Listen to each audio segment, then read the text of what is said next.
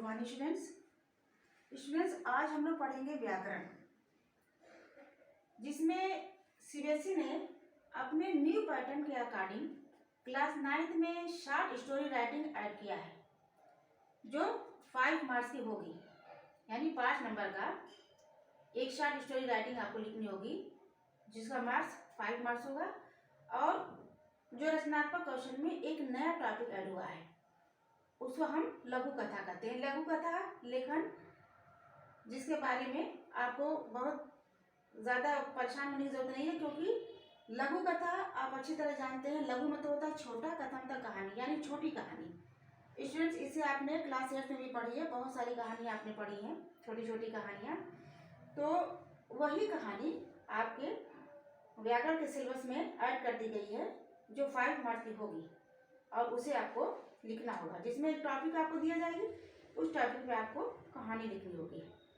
लघु कथा का मतलब होता है कम शब्दों में बहुत सारी बड़ी बड़ी बातें कह देना, यानी गागर में सागर भर देने वाली कथा को हम लघु कथा कहते हैं।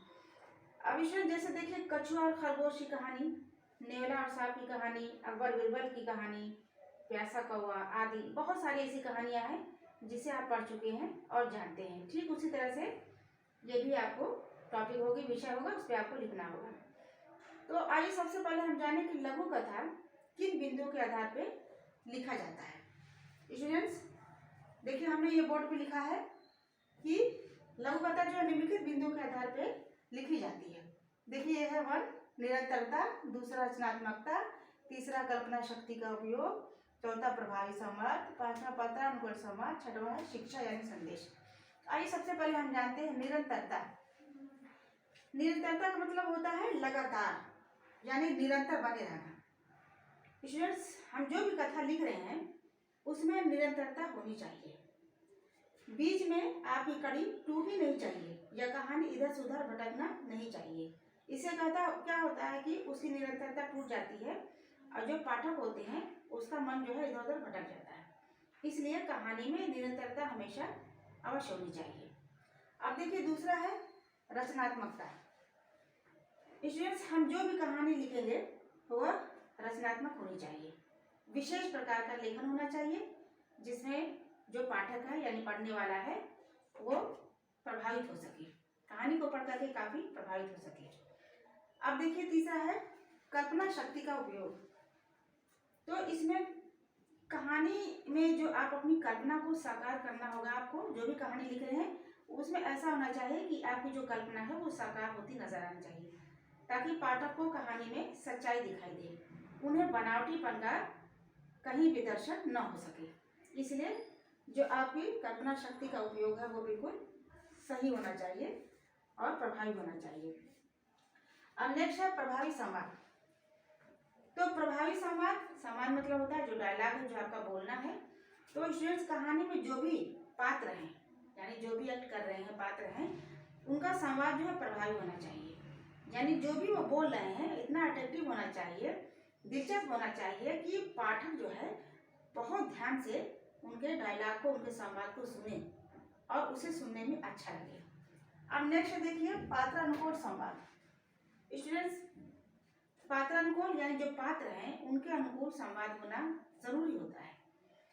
ये देखिए, उनका जो संवाद होता है वो पात्रानुकूल होना चाहिए, क्योंकि इसका मतलब ये है कि यदि पात्र गांव का, मान लीजिए सपोज दैट कि कोई ऐसा पात्र है, कोई ऐसा एक्टर है जो गांव से बिलोंग करता है, यानी गांव से रहता है, तो उसकी बोलचाल भी कहाँ की होनी चाहिए, गांव की होनी चाहिए। न कि गांव का दिखा करके और बिल्कुल जेंटलमैन बना दे, उसको शहर का बना दे। ठीक उसी तरह से अगर शहर का कोई पात्र है, शहर में रहने वाला पात्र है, तो उसकी बोली भी शहरी होनी चाहिए, भोजपुरी या गांव की बोली नहीं होना चाहिए। तो ये कुछ अगर ऐसा होगा तो ये अटपटा सा लगेगा, इसलिए बिल्कुल पात्रानुकूल संवाद होनी चाहिए। अब लास्ट है शिक्षा यानी संदेश। तो बच्चों, आपको पता है, अच्छी तरह आप जानते हैं कि हर कहानी का, किसी न किसी कहानी का एक संदेश होता है, शिक्षा होती है कहानी में। तो प्रत्येक कहानी में एक मैसेज या शिक्षा जरूर छुपी रहती है।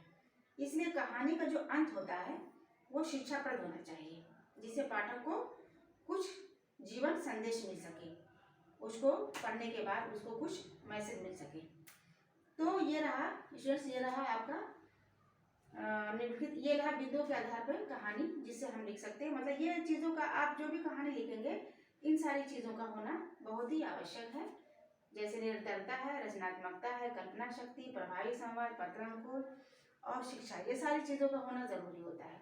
अब देखिए हमने दिया उदाहरण दिया हमने। अब उदाहरण में हम आपको एक कहानी बताते हैं कि ये कहानी है, हम आपको बताएंगे कि